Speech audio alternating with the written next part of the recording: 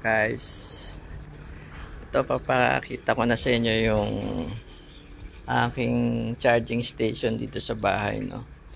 Ito yung charging port na Ninibo. Ito po yung ginawa naming charging outlet.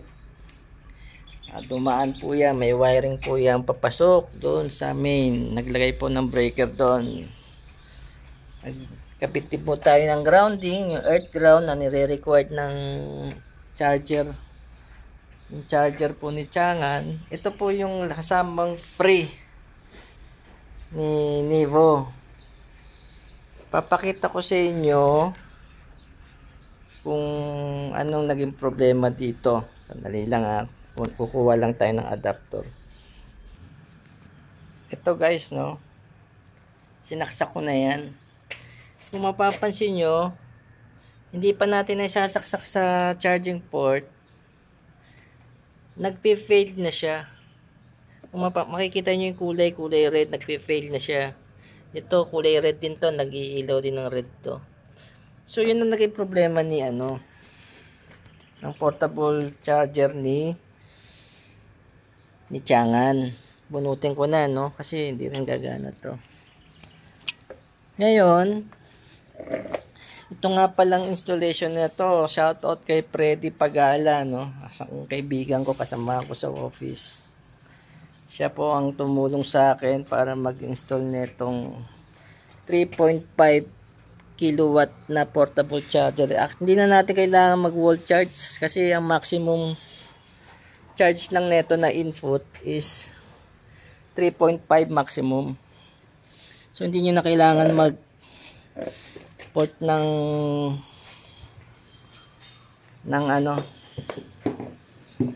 ito naman guys, ito naman yung ating sa Lazada binili, yung brand na Taisla. Pasalamat ako kay June Mariano, isang kaibigan, barkada, kumpare. Kasi meron siyang electric car, siyang nag-advise sa akin na ito yung kanya, mga guys, ito yung kanya. Pinahiram niya sa akin. Gumana. Ilalabas ko lang, ito muna gagamitin ko kasi balak kong palitan itong port niya ng pang 20 ampere. So guys, sandali lalabas ko lang to Ni Taisla na to. Itong portable, shoutout kay Freddy Pagala, binabanggit ko sa inyo guys. Yan ang tumulong sa akin sa pag-install nitong charging station ko. 3.5. Kagandahan nito guys. Itong charging ito, pwede po tayong mamili. May 8 ampere siya. Yan, power, time, itong grid. Makikita nyo, nasa 3.5 ako. Pwede ako mag 16 ampere. Pwede kayong mamili dito ng yan, power. Long press. Tapos lalabas yan 10 ampere. 13 ampere, 16 ampere, 8 ampere. Ngayon gamit muna tayo ng 13 ampere kasi 15 ampere lang yung adapter ko. Tingnan natin kung kasaksak muna natin guys Ito na guys nakasaksak na.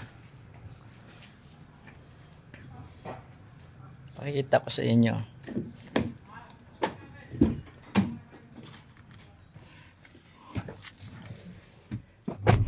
Ayan, makikita nyo guys, charging siya. 57% tayo nagsimula. Makikita nyo dito. Ba't walang lumalabas na Pag ilalak natin Yan, 57 siya, charging siya. Lalabas dapat dito tong Dali guys sandali.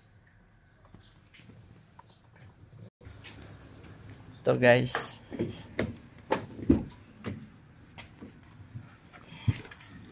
Yan, makikita nyo 13 ampere yung sinet ko. Lumabas talaga 13 ampere. 3 kilowatt ang pumapasok ngayon sa akin. 57 tayo. Yan.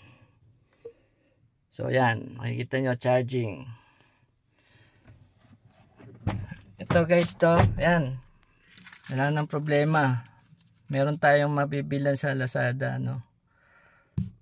So yun lang mga guys. Abangan nyo ulit mamaya kung ilang oras, ilang percent ma-charge ko. Peace, thank you.